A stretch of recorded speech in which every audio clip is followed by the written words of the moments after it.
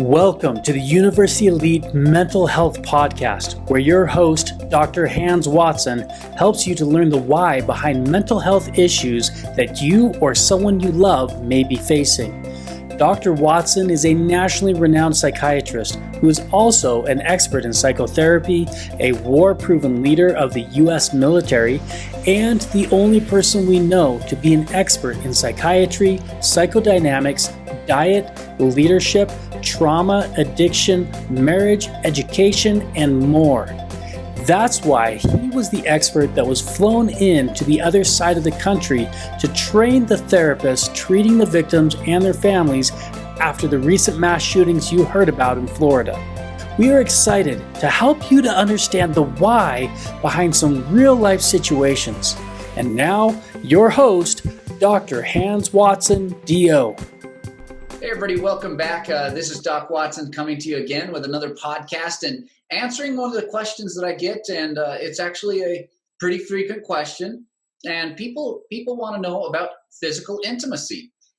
There's a lot of questions about intimacy, about pornography, about a lot of these things. And while we go into deeper depth in this in our online seminar that we have in our content section in the marriage and the couples communication seminar there. Today we're going to answer some of the questions that people have. And so one of the big ones that is repeated in different words is asking, what is the psychology behind physical intimacy or sex? So today, heads up, this will be some adult topics, and we're obviously going to stay very professional and whatnot, but there will be some details and that could be considered graphic by many. And so please realize this is a medical and psychological discussion about sex. And so it probably is a good one to make sure that there are adults or responsible people in the room. We'll try to make it as family friendly as possible, but that is a warning to anybody out there. Right. Once again, we have Jerem here who is with us, and we're going to be answering the question. So that first question of what is the psychology behind sex? And so to begin, we should talk about, Jerem, what would you say are the popular impressions, maybe 2 or 3 impressions, or if you have any or you don't, no big deal, with how people conceptualize sex and what it is? Oh, I'm not sure about the general public, but one thing that for me was a difference in perception is before I was married, I thought that it was purely a physical thing. And then when I had sex, it was amazing how emotionally attached that was, and how much more of a emotional connection it was than simply physical. And so that's a perception that I think changed for me when I discovered what it was really all about. I don't know if that's a general perception for other people, that it's like, oh, it's just physical. I don't know. Good. That's extremely astute. You're going to see, and I want to write down a note here so we cover something. You just sparked my memory in there. Okay. Okay. You're welcome, everybody out there that got to watch me write down my my note to take there. So thanks for bearing with us. This is real life. This is not scripted. So you bring up a very good point. Many people simply say, "Oh, it was the physical. It was the physical." We actually have a special kind of an MRI that teaches us whether it's physical or not. There's parts of the brain that deal with different things. And we see that one of an MRI is a machine. First of all, I shouldn't just assume everybody has med school under their belt and knows the difference between an MRI and a CT machine, scanner. So, a CT scanner is the equivalent of an X-ray machine that takes a whole bunch of X-rays going down and paints a picture, a 3D picture, if you will, of what's going on in your body using tons of X-rays. Okay. They're really good at taking pictures of hard things like bones and And well, bones are the excellent one. They're just really good at looking at bones. CTs are good at other things, like if you have an active bleed in your brain, they capture a lot of that because there's a lot of iron in our blood. So things like that. But what about all the soft tissues? Our body is made up of tons of soft tissues, muscles, ligaments, nerves, vessels, all these things. Well, we actually have something called an MRI, a magnetic resonance imaging. And this is excellent at it doesn't use radiation like an X-ray does. It uses magnets. And if you want to look at how that works, there's a whole physics class on how that works. So I'll let anybody who wants to do the physics go to that area. This today won't be that. But what it does is it takes pictures of the soft tissue, your brain, all the neurons and the nerves that make up your brain. That's that. Well, they have done a great job. The scientists have done a great job. They actually invented one called a functional MRI. And this is one that shows us when something's actually working. It will light up when it's working. So you can see if you're lifting with your bicep muscle, when they take an MRI of your bicep, you would actually see that lighting up. It's working at that moment. Whereas if the muscle is relaxed, it wouldn't be lit up because it's not working. It works for your brain too. We can see which parts of your brain are working at that moment and which parts aren't. And so they've done some studies on intimacy and sex and found that there are certain parts of our brain that light up, and they're the reward center. And the reward center, we noticed if it's there's a big step. I'll rewind a little. If it is purely physical, then we would see the reward centers go off, and a huge spike of dopamine would come out when you got the physical response, so the physical satisfaction. We'd see these giant dopamine spikes and two parts of the brain, one called the nucleus accumbens, which causes us to feel good, and then the second one called the ventral tegmental area, which makes us desire that feel good more often. And that, we're oversimplifying just a little, but it's still very scientifically accurate. And so we would see these light up like crazy because they're getting fed dopamine, the feel-good hormone, one of them. And so what did we see? We saw that when people do sex, that these two areas light up the same way that cocaine causes it light up, same way that sugary and salty foods cause it to light up, the same way when you overcome something hard, win a championship, stop doing a habit that was really hard for you, just accomplish something. It also lights up in all of these. When people finish working out, oftentimes they'll get a small lift of that. That's called the runner's high. So we see this. So the question is, what if it's physical? When we're talking about sex, what is the one way that you could get the most physical satisfaction from a sexual encounter? And a lot of people haven't thought of it this way. Of course, I'm a scientist by nature, and so I've thought of it this way, trying to understand what's behind this. So when I'm doing sex therapy for some of my patients and my couples, and so as you're doing that, you look at it, there is no way to get more physical satisfaction or response than through masturbation. Nobody can be more responsive to things that work physically or don't work physically than the person living in that body.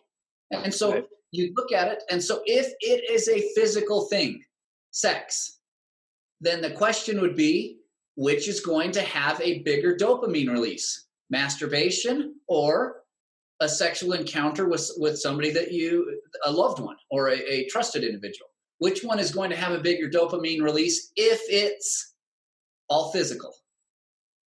And the simple answer would be masturbation would, because nobody can be more responsive, and you could have a longer and stronger orgasm by being in control yourself than anybody else.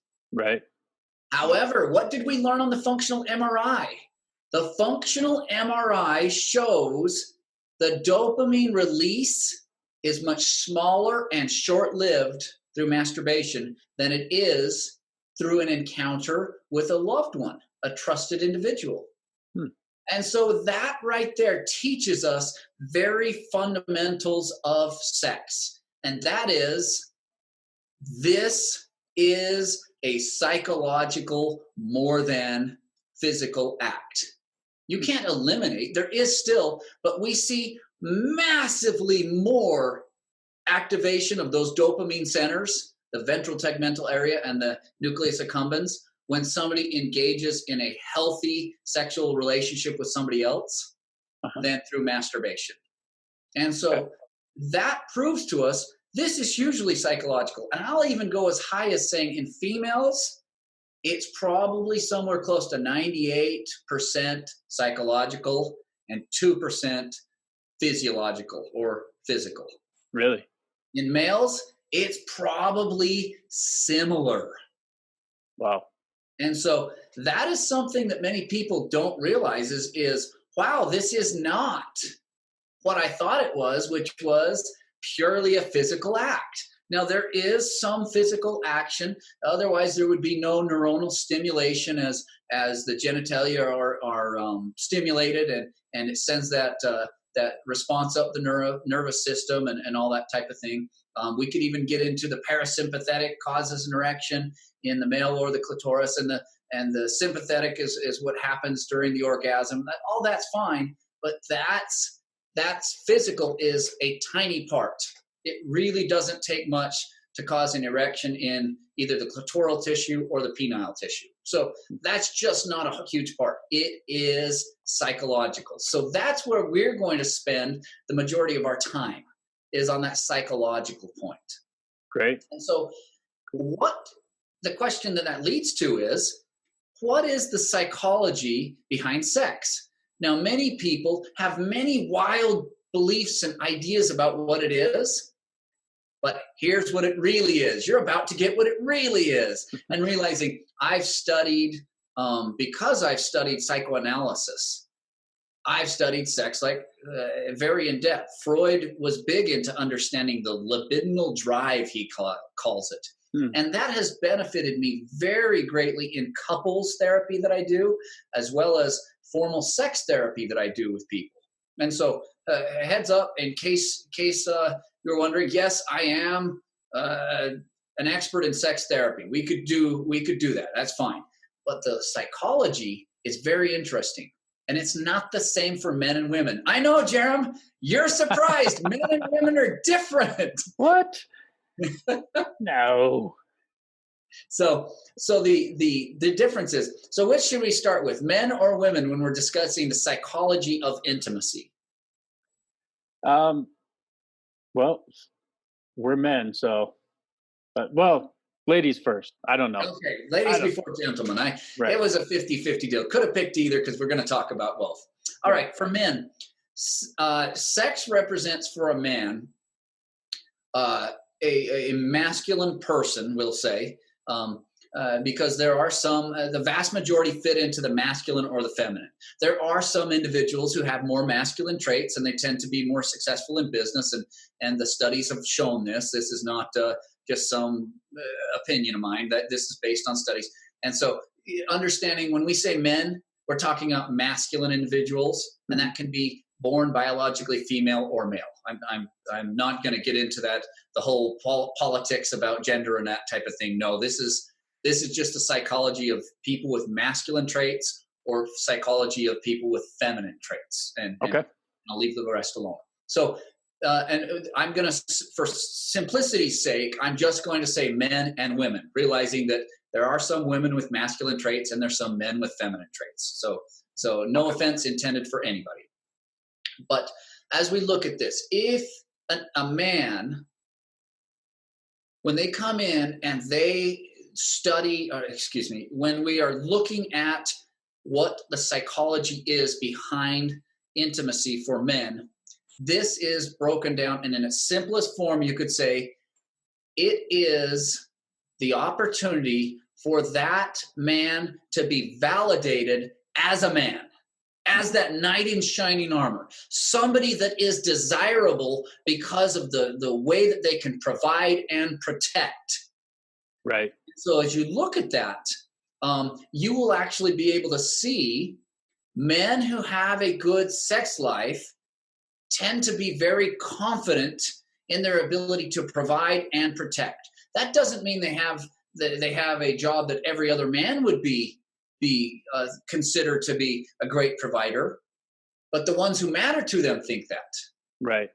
And so most people don't realize that is if you have a man with a low self-esteem, one of the ways you can help them is helping them feel like they're a good provider and a good protector. And that is going to result in a lot of improvements. In fact, in many of, it's not a rare thing. I have helped many men who struggle with erectile dysfunction when we worked on their ability to become better providers and better protectors. For some reason, their erectile dysfunction either completely resolved or much improved. Right. Isn't that a curious thing? For some of these men, it was coming to grips with and overcoming a trauma. For others, it was getting a better job that they knew, meeting their real potential. Stop being such a lazy person at home. It was one of my patients told me. I quit being lazy, and suddenly I could function again. I knew better. That was right. One of the things we talked about. So can you see how for men, this is very validating? In fact, one of the ways that you can look at the psychology behind something is look at the movies. The movies always have some of the best psychological consultants for them. Well, the good ones do. And so you look at it, pornography. If a pornography that's written for a man, what do we see the male's role? They're finally in control. They're finally a dominant force that could provide and protect. And so as we see that, many men who are too fragile to look at themselves in the mirror, what porn do they prefer? It's actually one where they get to be so in control of something in their life to where we see them ejaculate onto a woman to where their view of being in control is finally putting somebody else down. And so we'll see the orgasm isn't something that's a loving mutual thing. No, they're ejaculating onto another person's face. That's quite a demeaning thing, but it shows the psychology of people who are not confident in their ability to provide and to protect, to where the only way they can feel just some imitation of that would be to control that woman. Whereas we find that most people, at least I find, I say we as if you're doing psychotherapy. Jerem is not a mental health provider for everyone out there. He does my web design for me. What I found in people who are struggling with their identity as a man, they tend to be the ones that seek pornography where the man is dominant. This is all about them establishing dominance. They're going to ejaculate onto somebody else's face. You know, that I'm in charge. And right. It's a cheap imitation of I'm confident enough that I could be vulnerable with a lady. And they still know that even though I'm showing vulnerability, I am a provider and a protector. You get into it to where the people are so fragile that they are absolutely, these males are so fragile that they're absolutely ready to fall apart, and their life is nothing but a facade of somebody who has it confidently together. What pornography are they watching? They're watching ones where they're abusing the female. Can you see how this is a psychologically powerful action? And it's the more fragile you are, the more in charge to the point that you're taking advantage of somebody else. Because when we get deep down to the psychodynamics, you feel so taken advantage and helpless in your life. Pornography might be the only place you actually get to feel in control, even though it's only a counterfeit for just a little while. Interesting. And I've also heard it the other side of the pendulum, that a lot of the men who are into the femdom, the feminine dominance, being dominated, are generally very powerful people in their real lives who never get to just let go of control. It's like they are 100% on all the time, in charge of everything, and they never get to just have a break and let somebody else take charge. Is that true, or?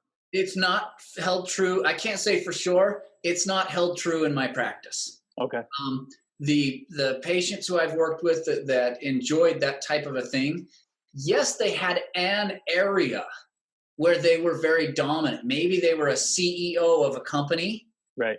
but their home life was falling apart. Outside of those employees who had to, because they needed to keep their job, show them that they were going to give them the respect of somebody that's a provider and a protector. They had nobody that really felt that way for them. And so, many people looked at it and said, look at this, they're a powerful CEO. But when you got down to it and they got into a safe place like in therapy with me, was not the case. That was a facade, and they actually felt terribly out of control and inadequate as a father, as a provider. And provider doesn't mean I brought a lot of money. It means I'm providing for the needs of my family. Right. Money is only one type of need. Emotional, all these other ways are also. So when we're doing this, don't confuse provider with breadwinner. That's only one part of provider. Okay. And so this is a good point for us to explain something. And we've kind of hinted on it. Anytime you want to understand movies, you just have to look at the movie to see what demographic they're looking at. And we're doing a podcast on that one coming up, but I've shown you here, you can look at the psychology of who they're targeting by what the undertone of the movie is. And so that's a little sneak peek for one of the upcoming podcasts we have coming on what the movies, what's the psychology behind movies and how they write them. So, now we've given men some attention. Let's give females some attention. Women, what would pornography for women represent?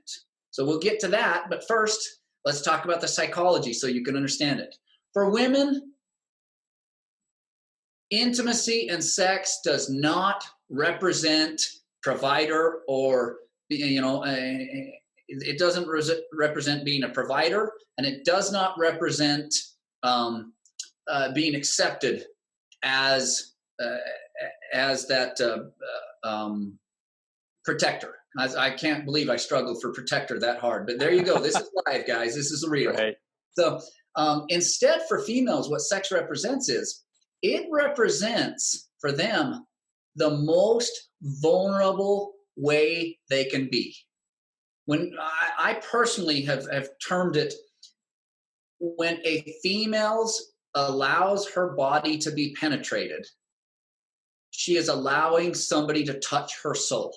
There is no more vulnerable way to be, or no more vulnerable situation than intimacy and penetration for a female. And I'll give you an example of why. You can go and see and experience the worst traumas in the world, horrific things in war or horrific deaths and that type of thing. What percentage of the people will actually get PTSD off of that? Any guesses? No idea. It's 30 to 50% of the people that experience, think of the worst traumas you can think of in war or in regular life, 30 to 50% will get PTSD. Okay. The rest won't. Right. If there is rape and it involves penetration, over 75% will experience PTSD. Wow. It's because this is, to be penetrated is such a vulnerable position. It's such a vulnerable act that this is a female who allows a male to, or another female, a female who allows themselves to be penetrated. They are actually allowing and showing the greatest level of trust that can happen. Now, some people will say, what about the hookup? The hookup in college? Yeah, there have been studies that followed people who did the hookup in college, long-term studies. It is incredibly damaging. And the reason behind that is these are individuals who at times are even trying to say, I'm going to trust you as somebody that could be a protector and a provider here. You're going to provide some of what I need in life. You're going to be a protector and help protect me. And what happens if that's just a hookup? Their word is, you're not, even though you showed that vulnerability, you're not worth it to me to even be somebody that will protect and provide for you the things you need. Whereas when they do, so one of the big ones that's hard for guys, and we talk about this a lot in our marriage course that we have on there. Guys, what is one of the biggest needs that every female has that we're extremely uncomfortable with? Emotional vulnerability. They want to hear about your feelings. Yeah. And for a female, if that guy is then saying, I need to be validated as the man, the knight in shining armor, well, then what does the woman need to be validated as? Somebody that she can trust, that you're somebody she can trust as able to be vulnerable with. Right. And the biggest way you can demonstrate your vulnerability to a woman, as a man, to demonstrate that to a woman, is to show some vulnerability yourself. When's the last time a guy came home and said, my boss yelled at me today?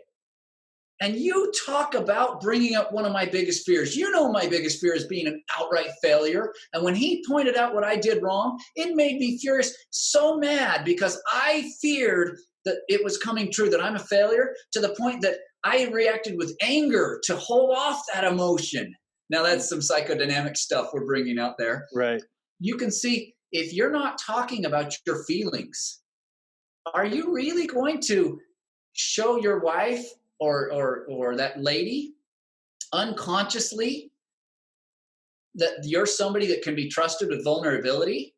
Right. And so you can see now, sex for a female represents safety in being vulnerable with this person. And so what do we see? We actually see married people who, in a safe place, experience that vulnerability with each other. They have more often and more adventurous sex than anybody who thinks, yeah, I'm gonna do this like the pornography shows and take charge. And no, it's just the opposite.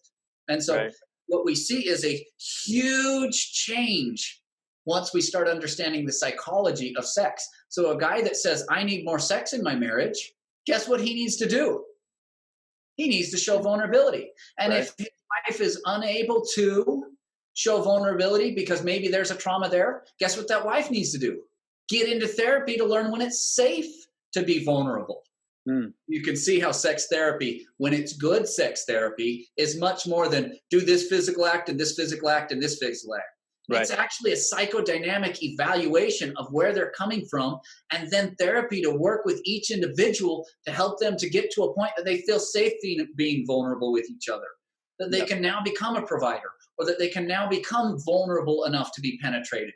You can just see how this is so much more psychological than it is. And there's a lot of bad sex therapy out there where they just say, go home and masturbate and do this and this and this. And those may be appropriate for certain individuals in certain times. The vast majority, though, there's a lot of psychology before that step. So I've dropped a lot there, Jerem. Where are you at right now? Well, I'm wondering if something that I was thinking about while you're talking about the man being vulnerable parallels what you actually said, because you kind of went down a different path than what came into my mind. But one of the things that's really hard for me is to when my wife is being vulnerable and expressing something that's upsetting to her. And I think this is hard for a lot of men, is to not be the fix-it guy, just to let her be vulnerable. And my wife has told me before, she's like, I don't want to hear your reply. I don't want your opinion. I don't want you to fix it. I just want a hug. Why can't you just hold me? Why can't you just hug me? And that's very intimate and important to her. And to me is just like, oh, you're telling me these things and I have the answer to it. I want to solve the problem. I want to be that knight in shining armor. But she just wants me to recognize her and just give her a hug and be like, it's going to be okay. I don't know how. I'm not going to make it okay, but I'm just going to tell you this floaty in the clouds. It's going to be okay. And that means more to her than my instincts to So fix it. you bring up a really good point, and we talk about that pretty in depth in our marriage seminar we're referring to over and over. And yes, in case you're getting this the week it came out, that marriage seminar is still in production. It's not quite out, but it's on its way. But the big thing there is you've described something. Your wife is telling you at that moment she needs you to provide something one way, and you're saying, but I know a way that would cause me to feel like a provider. I would feel like a provider. And she's saying, but that's not what I need you to provide right now. So you're frustrated because she's thwarting your ability to provide. And that's what you want to do, is be there to provide, which is a good sentiment. But until you have a psychotherapist who's worth their weight point that out to you, then you go, oh, wait a minute. She's still allowing me to provide just by saying to her, I love you and you are still wonderful. And you don't even have to say it's going to be okay. They just want that hug and to tell them they're wonderful. And sometimes it's not going to be okay. But even if it's not, I'm here with you. Notice how that suddenly they're being provided for. Whereas right now, what you're doing is you're being a normal man and you're saying, but I can provide. Right. Don't stop this is me. I want to provide. I love you so much. So kind of an exciting thing. Now that you bring that up, many people out there are probably going to go, holy crap, he's right. Holy, I was trying to provide. That's why I hated it so much, is because you're stopping me from. But then you start to realize, wait, it's just as valuable if I provide this. I'm doing that. And maybe one day she's going to come back and say, oh, by the way, how would you fix this thing? And she'll only do that when you provide what she needs at that time. And so and the females out there, this is your job also. You have to use blunt things. We talk about this. You can't just expect them to know the intuition that you needed a hug. No, literally, you have to say it out loud. I don't need you to fix it. I just need a hug. Okay. Yep. And that helps tremendously when she verbalizes that. And when she doesn't, it often turns into a fight, because my way of fixing it is, oh, well, if you did this way, and now she hears criticism, not helpful guidance, like, oh, I know how to do that better. It's, you're not good enough. And then that turns into a fight where we don't want to hug each other, or at least I don't want to hug, because I feel like, oh, I'm trying to provide help here. And now I'm being accused of being hurtful and critical and attacking you. And I'm just trying to respond my way to actually be helpful. But it rarely comes across that way. So what you're describing there is you each have experienced something that's very impactful. I'm glad you brought it up. And that is, she's experiencing, you're refusing to provide what I need. You're only willing to provide the thing you want to. And this is on the unconscious level. Whereas you're experiencing, you refuse to let me do the man's job of providing. And instead you just want to complain at me and then not let me provide. Right. Or she's rejecting what I'm trying to provide out of the goodness of my heart to be helpful. And that's making me feel not accepted. And so you can see how that would affect a sex life like crazy. Yeah. She's feeling that you're not willing to hear, you're no longer safe. That's going to hurt the sex life. It's going to hurt the sex life for you because you're not appreciated as a man. And then when you, in spite of your best efforts, aren't receiving intimacy, that's a second rejection of your being a provider. And so it's really impactful just knowing this. I have many couples that they do this and suddenly their sex life starts to improve without even doing any of the formal sex therapy. Now, with that being said, I want to move on to our next question with the few minutes we have left. Another person asked, what is the deal with people's focus on attractive bodies and sexuality? What's the psychology behind it, they said. Because shouldn't a person just be happy that they love me, even if I'm overweight? And as many people know, I've already written a diet book called The 2 Rule Diet. and it's coming out here shortly. The publisher just talked to them today, and they said, yeah, we're into the last of it. It's in editing, and it'll be coming out soon. So everybody is stay tuned with that 2-rule diet that's coming out. But the psychology behind weight is also very interesting. And it does go back to intimacy and sexuality. What it is a man who can provide and protect will be the psychology of the female. More females will desire them. So it's only going to be the most successful females that are able to attract a male that's able to provide and protect. Okay. And so what do we see the males look like in pornography? They're strong. Right. And they're generally successful. You don't see pornography that's made for a female to where it's the plumber. Maybe you do there. To where it's just you don't see the couch potato who's Right. out of shape and really doesn't have anything going on in their life as the actor in that pornography, or who's attractive in any other movies. Right. Instead, what do we see? We see an in-shape person who's showing signs of success in that masculine role of providing and protecting. A stronger man is more likely to be able to defend in a time of crisis. That is, many people would believe, that's an inbred psychological part of the unconscious. And you'll see successful CEOs and businessmen are often the actor in a pornography made for women. Okay? Well, then let's look at the opposite. For men, what do we see? We tend to see those females that have the most choices. They tend to be the ones that are attractive. They have in-shape legs and hips, and then whereas the men had strong pecs and arms and legs, the women have in-shape legs and bodies. I guess we don't have to name all the body parts. Everybody can imagine what an attractive male or female looks like. Right. But you tend to see that, and so they would have many options.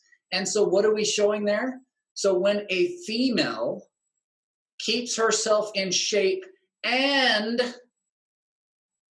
allows a very robust and healthy sexual relationship, what message is she communicating to that male? That is, she's communicating, I have other options, but I choose you as my protector and provider.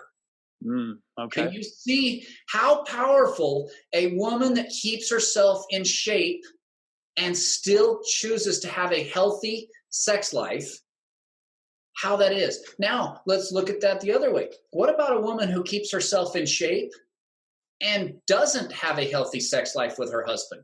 She is then sending the unconscious message, I'm keeping myself in shape so I have options just in case I need to leave you. Right. Just in case I find a better deal out there. Right. Okay. Even though that may not be the case, that is the unconscious message that is sent over and over and over. And that's why many of the couples I work with, it really is, they're not looking elsewhere, but that's the unconscious message they're sending. And I don't know how to untrain the brain to do that. Like it or not, if you're a female and you are, or there's one more option. What about the female who doesn't take the time to keep themselves in shape? Usually, they're only going to be able to attract somebody else who is not a go-getter, who doesn't have a lot going for themselves. Right. Either that, or you're going to have to find yourself a doormat with very low self-esteem. And some of those people can achieve great things, but that way they'll never expect you to get in shape so that you show them that, hey, I have other options. I still choose you. What a compliment to your partner it is to maintain a fit body or keep yourself, eat right, whatever it takes, and still maintain a robust sex life. Same thing for males. The same thing. A male who doesn't keep themselves in shape, what message are they sending to somebody if they attracted a good girl and then fell out of shape later? Well, now that I got you, I no longer care about showing you that you're wonderful and having a situation where I can be a protector. Right. You're devaluing what they're bringing to the relationship. It's almost like a form of betrayal or cheating right there to come and say, here's what I have to offer. And then you get the ring around the finger and say, don't have to offer that anymore. It really, and whether that's fair or not, I'm not here to say what's fair and what's not. I'm here to say what the psychology in the unconscious mind is saying. And so, Right. so yes, it is to the unconscious mind, which is not the smart part of our brain. That's the frontal lobe that's the smart part. It is a betrayal. Right. And so unconsciously, you are betraying your partner. Like it or not, I'm not saying it's right or wrong. I'm just telling you what the psychology is. And so as we look at that, that's a powerful thing.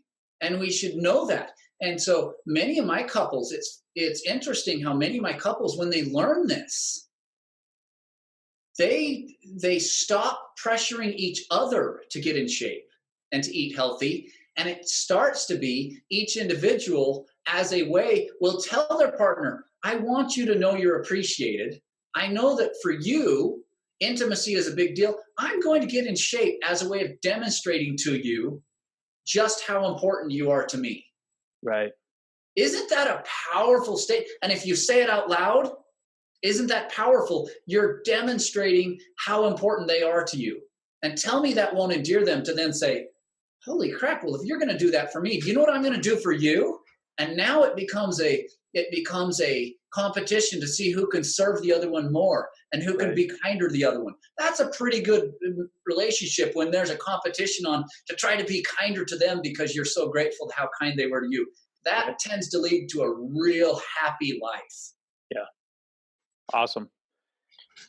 So I hope that answers why. First of all, I hope that answers why people would be attracted to individuals with attractive feats. And you know, what's attractive will continue to morph over time. If you look back in even the 1980s, as long as then, huge breasts were not all that. Right. Whereas today, guess what? Many people, huge breasts is extremely attractive to them. That will continue to morph. Maybe one day it will be back to normal sized breasts. I don't know. It's the psychology does not determine what is and isn't attractive. The psychology just takes what we determine as attractive and then it imprints that on there. And so maybe one day what we consider obesity today will be extremely attractive. And then the way you show your loved one that they're wonderful is to become obese. Right. And you would want to eat the opposite of the 2-rule diet that I created just so you could show them you love them. Right. I hope that's never the case because diabetes is a killer. But that is why physical attractiveness exists. That's why many times physical attractiveness does affect relationships. And there is a responsibility for them to put themselves in a position to where the things that their spouse finds attractive. And guess what? It doesn't necessarily mean they're superficial. Right. There's a lot more unconscious and psychology to it than just that. And it's more of a demonstration. Instead of just superficial, oh, you want this. It's more a demonstration of, I am somebody that's so attractive that I have other options and I choose you. You're that good a deal. I choose you. And so that's the way that it really comes out psychologically. And that's why it's so important for us to take pride in trying to meet what our partner finds attractive. There's a real way in that if you talk about it. Right. Well, then it shows commitment to staying attractive, which would show commitment to the relationship, and also a commitment to that longevity. Yes. If your health is so poor that you're saying, hey, you get to live with the stress of knowing that you could lose me at any time, that's certainly not productive as the protective provider. That's putting the other person in the relationship at risk and in a vulnerable state that they're probably not asking for. And that communicates you're not even important enough for me to eat healthy to where I'm going to be in shape and I can be there for you. You're not even that important to me. Right. Tell me that's not a demoralizing thing for a partner. So you can see how where most people, and I'll be honest with you, it's really a crutch for people who are addicted to food Hmm. to say, dang it, in order to show you you're more important than food, I have to actually start eating healthier. But this is many times how I get my happiness from the day is through a chemical boost to that nucleus accumbens and ventral tegmental area, so I get that dopamine release. I'm not doing the things in my life, accomplishing the hard things that would make it come. Maybe you can't, maybe there's other things. So it can be very hard. I'm not diminishing people who have a food addiction or people who do that, but it does send a clear message to any potential partners that you may not be a great catch. You Right. may be second or third in line. Whereas I always say, if you're married, your spouse is first. Your health is first. Your spouse is second. And then your children are third. And the rest of your life comes fourth. So, you shouldn't be putting food in front of your spouse. You shouldn't be putting kids in front of your spouse. You can, but your marriage is not going to be a healthy one. And so, Right. Does that clear up? I hope that we'll leave the rest to people that want to jump in deeper because we're out of time for the seminar that we have on marriage and communication. But I hope this clears up those questions I get, the ones about intimacy, and gives people kind of a starting point where if this rang true to you, you may want to check out the seminar. We do marriage retreats, and people really, really tend to come back and report how productive this was for them and exactly why it was. And we get into this type of stuff in depth in much of my marriage therapy that we do. So any final thoughts there, Jerem? There's just so much more to talk about. I wish we had more time.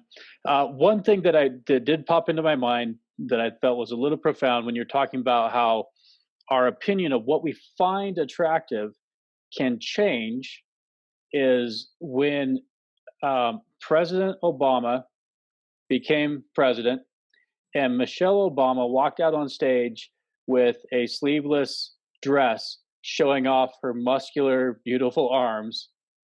Here is a woman married to the now most powerful man in the world. And I think toned arms suddenly became attractive to people all over the place because perhaps they were associated with, oh, here is what the most powerful man in the world has offered to him. Now arms are really important to all these people. Is that? Definitely. That is right in line with the psychology I've seen. And it doesn't hurt that First Lady Obama was an attractive individual. Yeah. And so, yes, you're right. But yes, it does not hurt when they start seeing the most powerful woman in the world, arguably, right, as having this attractive feature. No question, especially for the female psyche, that suddenly would be something they say, I bet that's attractive. Look at that. She has those arms. Unconsciously, would me having those arms attract a powerful man that can provide a good life for me too? Right. You're right in line. You're starting to think about the psychology. So with that, we'll close out. And once again, guys, there's a lot of content on universityelite.com. A lot of it's free on there. So go onto that online content section, look it up, and keep the questions coming. If you have more questions, ask the doc. It's right on the front page of universityelite.com. And this is the kind of stuff that we have going on, and we love sharing it. So keep your questions coming. And until then, bye for now, and you guys be well.